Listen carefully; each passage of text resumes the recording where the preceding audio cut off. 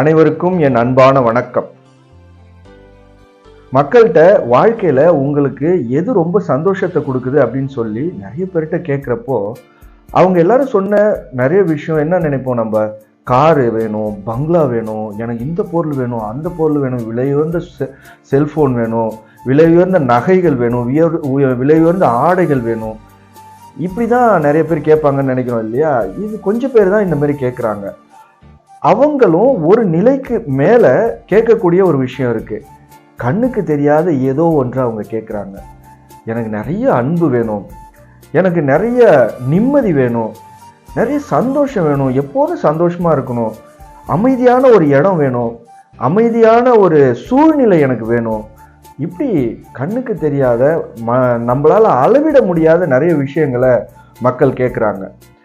அப்போ இந்த காரு, பங்களா இது போன்ற பொருட்கள் அவங்களுக்கு சந்தோஷம் கொடுக்கலையா அப்படின்னு கேட்டா அதுக்கெல்லாம் ஒரு எல்லை இருக்கு. அந்த எல்லையை தாண்டி அதுக்கு சந்தோஷத்தை கொடுக்க முடியாது. ஒருத்தன் ஒரு BMW கார் வேணும், அதை ஓன் பண்ணணும் அப்படிங்கிறது தான் அவனோட வாழ்க்கையோட ஒரு பெரிய லட்சியமாவே இருந்தது.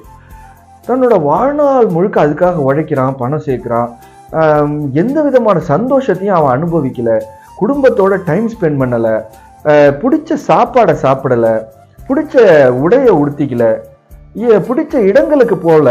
அப்படியே வாழ்க்கையை ஃபுல்லா அப்படியே அந்த உழைச்சு அந்த BMW கார் வாங்குறதுக்காக காசு சேர்க்கிறதே ஒரே குறியா இருக்கான். ஒரு கட்டத்துல அந்த BMW காரை வாங்கக்கூடிய அளவுக்கு அவன் காசு சேர்த்துறான், அந்த காரையும் வாங்கிடுறான், அதுல ஏறி சந்தோஷமா சுத்தி வரான். அவனால எவ்வளவு தூரம் அந்த சந்தோஷம் எவ்வளவு நாளைக்கு நீடிக்கும் அப்படின்னு நீங்க யோசிச்சு பாருங்களேன். எல்லாத்துக்கும் ஒரு எல்லை உண்டு. அந்த BMW காரு ரோட்டை தாண்டி வீட்டுக்குள்ளார சந்தோஷத்தை கொடுக்குமான்னு கேட்டா கண்டிப்பா சந்தோஷத்தை கொடுக்காது. வாழ்நாள் ஃபுல்லா இதுக்காக தானே உழைச்சோம், நம்ம எதுக்கு அதை விட்டுட்டா வரணும்னு சொல்லிட்டு வீட்டுக்குள்ள தூங்காம அந்த BMW காருக்குள்ள போய் தூங்க முடியாது, காருக்குள்ள அன்பு செய்ய முடியாது, காருக்குள்ள எல்லாரோடையும் வாழ முடியாது. காரு ரோட்ல போறதுக்கு மட்டும்தான் பயன்படும். பயன்பாடு சார்ந்த இன்பத்தை தான் பொருட்களால தர முடியும். இந்த மனுஷ மனம் இருக்கு இல்லையா, அது எப்பயுமே தங்கிட்ட இல்லாத ஒன்றுக்காக நிறைய இயங்கிட்டே இருக்கும். இந்த கணத்துல நம்மளுக்கு வாழ்க்கையில என்னென்னலாம் கொடுக்கப்பட்டு இருக்கிறது அப்படிங்கிறத நம்மளால நினைச்சு சந்தோஷப்பட்டோம்னா அவ்வளோ விஷயங்கள் இருக்கு. ஆனா அதெல்லாம் தேடாது, ஏதோ ஒண்ணு இல்லாம இருக்கும் இல்லையா, அதை தான் நம்ம மனசு எப்போ பார்த்தாலும் ஏங்கும்.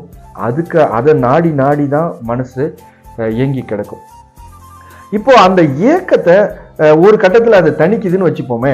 இப்போ ஏங்கிய ஒரு பொருள் நம்ம கையில கிடைச்ச பிறகும் சரி, 1 கிடைக்குது, 2 கிடைக்குது, நிறைய கிடைச்சிடுது. அதுக்கப்புறம் அந்த ஏங்கிய பொருள் நிறைய நம்ம கைக்கு வந்ததுக்கு அப்புறம் இல்லாத வேற ஒரு பொருள் மேல நம்மளுக்கு ஏக்கம் வரும். இதுதான் மனித இயல்பு. அப்போ இந்த ஏங்கி ஏதோ ஒரு இல்லாத ஒரு விஷயத்துக்காக ஏங்கி வாழ்க்கையில இந்த கணத்துல நம்ம கிட்ட இருக்கிற சந்தோஷத்தை நம்ம தவற விடுறோமா இல்லையா? நாம ஏங்கக்கூடிய விஷயங்கள் நம்மளை அடிமைப்படுத்தும். எனக்கு தெரிஞ்ச ஒரு உயரதிகாரி இருந்தாரு. அவரு ஆணைக்கு கட்டுப்படாத மனிதர்களே கண்ணு கெட்டின தூரம் வரைக்கும் கிடையாது. அவருக்கு ஏவல் செய்யறதுக்கு வீட்டுல, அலுவலகத்துல, சமுதாயத்துலன்னு நிறைய பேர் இருந்தாங்க. ஆனாலுமே அவருக்கு அதெல்லாம் சந்தோஷம் கொடுத்துதான்னு கேட்டா கொடுத்துருக்கலாம். ஆனா அதையும் தாண்டி அவரு ஒரு செல்ல நாய்கிட்ட அவர் அடிமையா இருந்தார். அந்த நாய்க்கு ஓடி வேலை செய்யறார். அவரு ஒரு டம்ளர் தண்ணி வேணும்னு வாய் திறந்து கேட்க தேவையில்லை.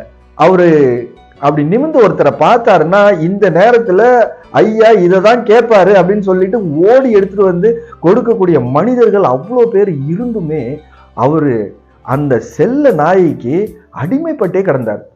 ஓடி அதுக்கு எல்லாமே செய்வார். அதுக்கு சாப்பாடுக்கு வைக்கிறதுலேருந்து, அதை வாக்கிங் கூட்டிட்டு போறதுலேருந்து, அவரை குளிப்பாட்டுறதுலேருந்து, சின்னதா அதுக்கு ஒரு உடம்பு அசௌகரியம் வந்தாலும் அதை எடுத்துட்டு போய் டாக்டர்கிட்ட அதை சரி பண்றதுக்கு முயற்சி பண்ணுவார். லேசா அந்த நாய் வாடி கொஞ்ச நாள் படுத்திருந்தா கூட இவருடைய சந்தோஷமும் அங்க பறி போயிடும். அவர்கிட்ட இல்லாத பொருள் கிடையாது, இல்லாத அதிகாரம் கிடையாது.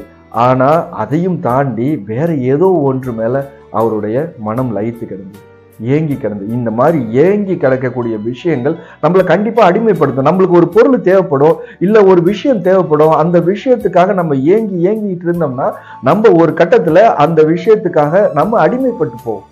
இந்த பொருள் சார்ந்த ஏக்கமும் பொருள் சார்ந்த சந்தோஷங்கிற விஷயமும் நம்மளை என்னைக்குமே அடிமைப்படுத்தும். வாழ்க்கை நம்மளுக்கு இந்த கணத்துல ஏகப்பட்ட சந்தோஷத்தை கொடுத்துருக்கு. அந்த சந்தோஷங்கள் உங்களுக்கு கண்ணுக்கு தெரியாம, உங்களுடைய உணர்வுகளுக்கே தெரியாம அது உங்களை கணத்துக்கு கணம் சந்தோஷப்படுத்திக்கிட்டு இருக்கு. அதை நீங்க கொஞ்சம் உணர்ந்து பார்த்தீங்கன்னா ரொம்ப நம்மளுக்கு அந்தந்த செகண்டும் நம்ம சந்தோஷமா வாழலாம்.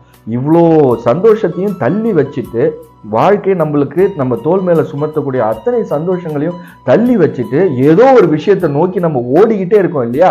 நம்ம ஓடி ஓடி ஓடி அந்த இடத்த அடைஞ்ச பிறகும் கூட அந்த பொருள் அவ்வளோ சந்தோஷத்தை கொடுக்குமா?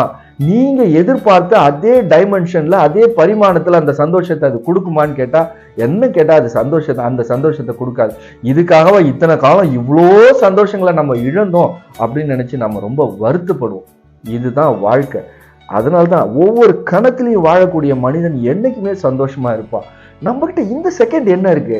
நம்மளுக்கு 3 வேளை நல்ல சாப்பாடு கிடைக்குது, ருசியா சாப்பாடு இருக்கு, நம்மளுக்காக அன்பு செலுத்தக்கூடிய நபர்கள் இருக்காங்க, வீட்டுக்கு போனோமா அன்பா நம்மளை அணைச்சி கொள்ளக்கூடிய குழந்தைகள் இருக்கிறாங்க, நம்மளுடைய நெருங்கிய உறவுகள் இருக்காங்க, அம்மா இருக்காங்க, அப்பா இருக்காங்க.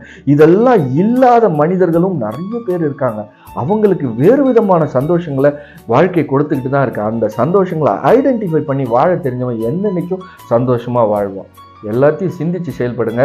ஒரே விஷயம்தான், நீங்க எந்த பொருளுக்காக ஏங்குறீங்களோ அந்த பொருள் உங்களை அடிமைப்படுத்தும். அந்த பொருளுக்கான உங்களுடைய அத்தனை சிந்தனைகளும் உங்களை ஒரு கணமும் அடிமைப்படுத்தும், உங்களுடைய சுதந்திரத்தை பறித்துவிடும். இதை நல்ல மனசுல ஏத்திக்கோங்க, சிந்தித்து செயல்படுங்கள். அனைவருக்கும் வணக்கம்.